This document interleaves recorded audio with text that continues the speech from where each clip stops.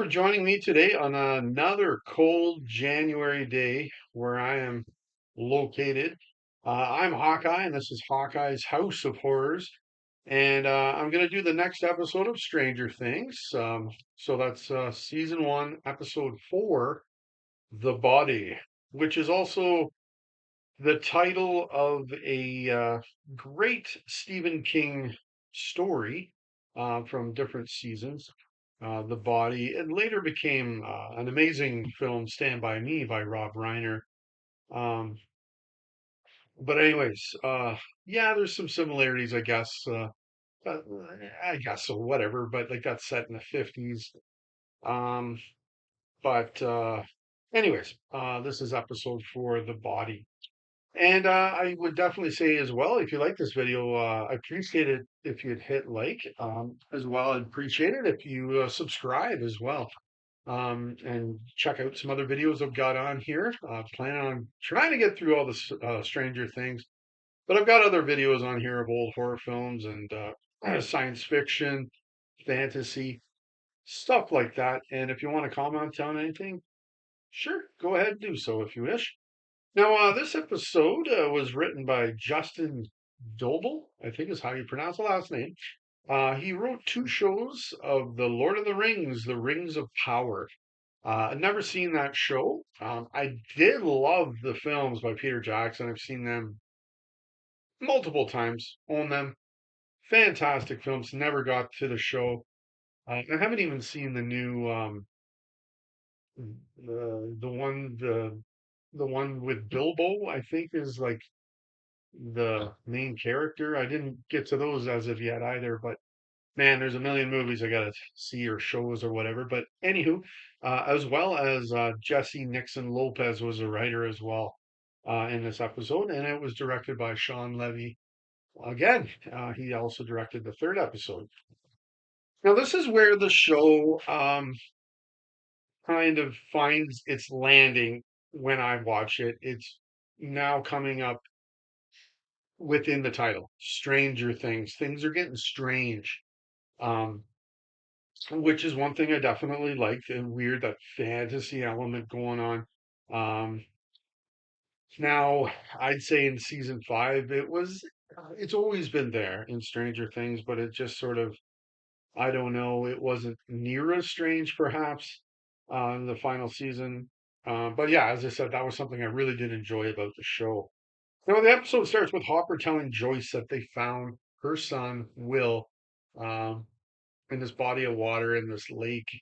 Um, in turn, sorry, Joyce tells him that she's been communicating with her son. Hopper reveals a bit of himself here, which I like, a bit of a layer to his character. That he said after his daughter died, he saw her and even heard her. Um, but in the end, he knew she was not there. Um, don't worry, Joyce. Just give Hopper another episode or two. He's going to be totally on board with you. I know he will. And as well, Ella is also in Mike's basement once again here, along with Mike, the two of them. Now Mike shares with her, which is important to do, how or why he was so angry with her and how it sucked that she shared that Will was alive, but it appears that Will is dead, you know? So he's very angry with her. Elle, in turn, though, um, she's got a walkie-talkie and she's able to get Will singing The Clash um, over the walkie-talkie, and Mike has been trying to communicate with him over the walkie-talkie, showing us that Al is able to reach out into this other world through electronics. It certainly appears as well. Sets up for a pretty good opening, and the credits roll with that I'd say an iconic 80s music for the credits and everything like that. Um, and then there's a few different stories going on in the story here as well. Joyce, along with Jonathan, go to identify the body. She even asks to see a birthmark. Now, I'm imagining it was there. So the birthmark was there. But in the end, Joyce still does not believe that's her son. She's been communicating with him in her home. Joyce and Jonathan then put on a show right downtown Hawkins for everyone to watch. And, well, Joyce may have flipped her lid and she's talking to communicating with her dead son through the lights in her home, and a monster came out of the wall. The funny thing is, those things totally happened. So it's great that they're showing Joyce is flipped her lid, but no, all this stuff happened. Hopper finds it odd that the local coroner did not perform the autopsy. It was someone that was brought in from the state to do it, a man picked to do the job. Hopper meets up with the man who found the body, even. Uh, his name is Trooper O'Bannon, played by Ron Rowe. Or Raj Rowe. Oh, sorry. Now, just to mention this as well, he is named O'Bannon.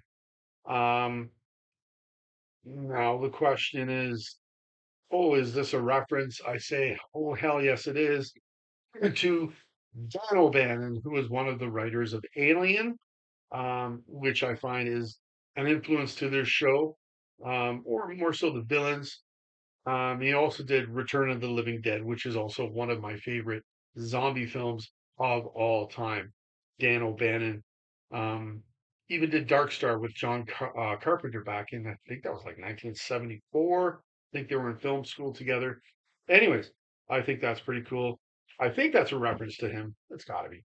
Anyways, Hopper, flies over the edge here and confronts him.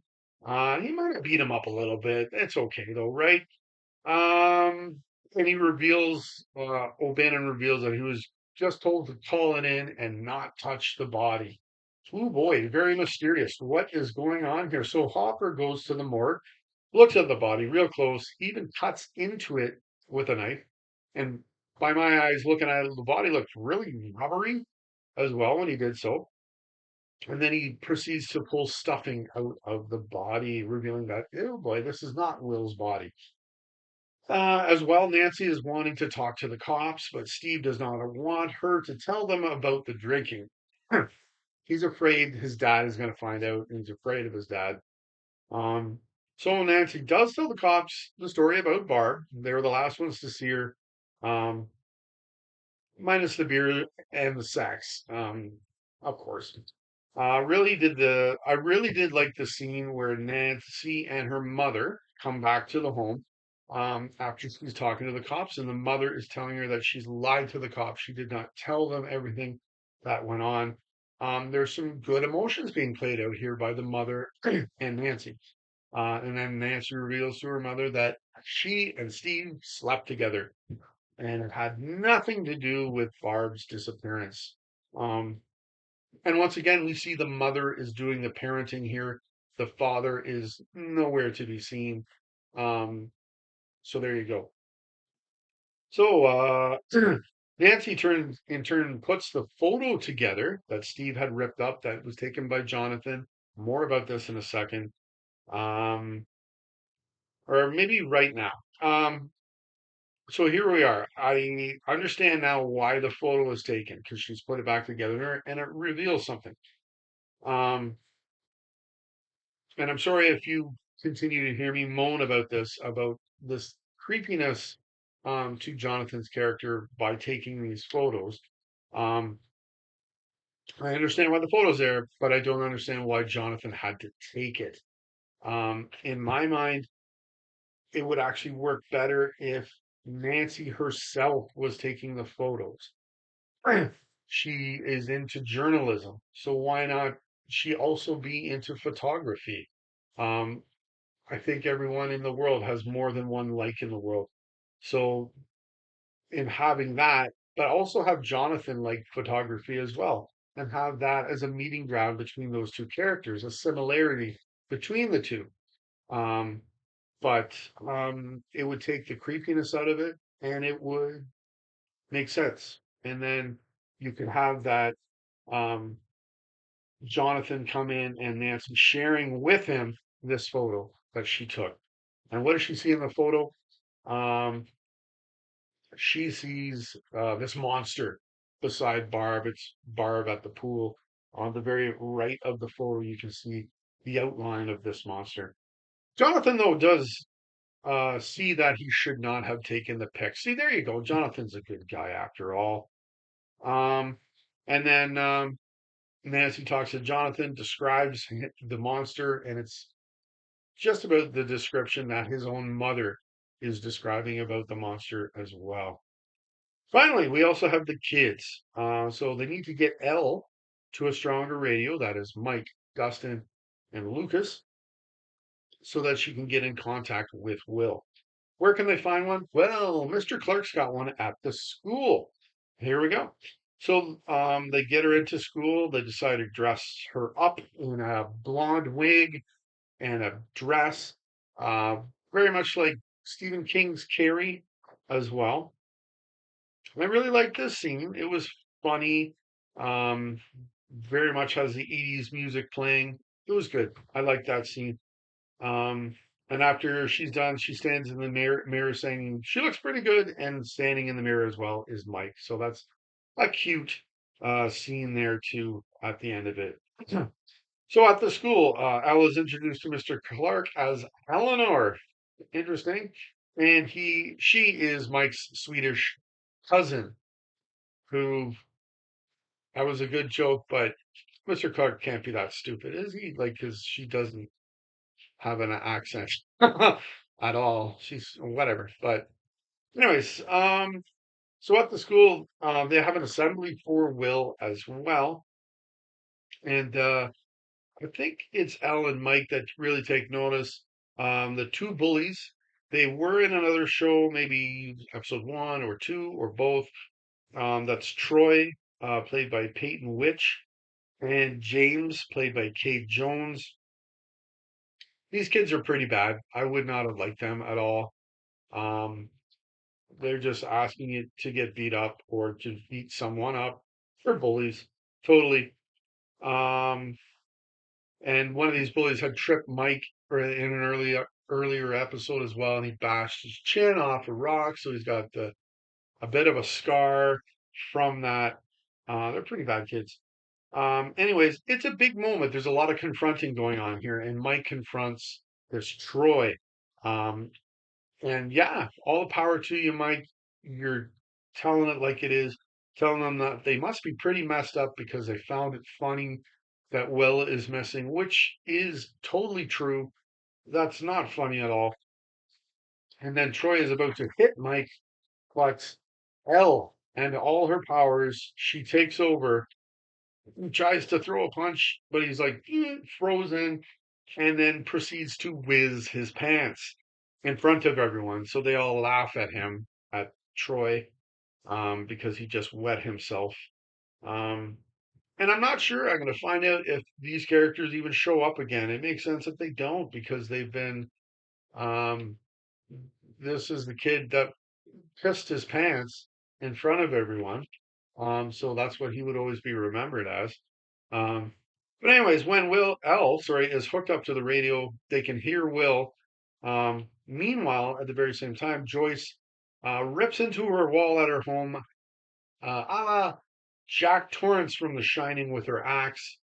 And this is cool. There's like a flesh-like wall. Where on the other side you can see Will or just make out that Will is on the other side, but she can't really reach out to him. That was pretty cool as well. I like that. So yeah, that was episode 4. I liked maybe a little bit more than episode 3. It's okay. Um they're all yeah, you gotta see these shows. Definitely not a bad one. It's definitely going on along this course. That's really good. But it's getting weird though now. And you got to give it time. Things are getting weird, and that's good. It's a good weird. Which is one thing, as I said, I liked about Stranger Things, and um, it really gave it a nice, good flavor. That little weirdness going on. The whole Will's body not here was weird in a very good way. Yeah. yeah, and season five, I'll get to it, but it wasn't as weird, and they just sort of maybe went all along a normal path or a path to least destruction, maybe, of the characters. But anyways, that was episode four. Really enjoyed it. I'm gonna get down probably today with the wife, I hope, maybe, and watch episode five and come back and give a review for that one. So until next time, have yourself an excellent day.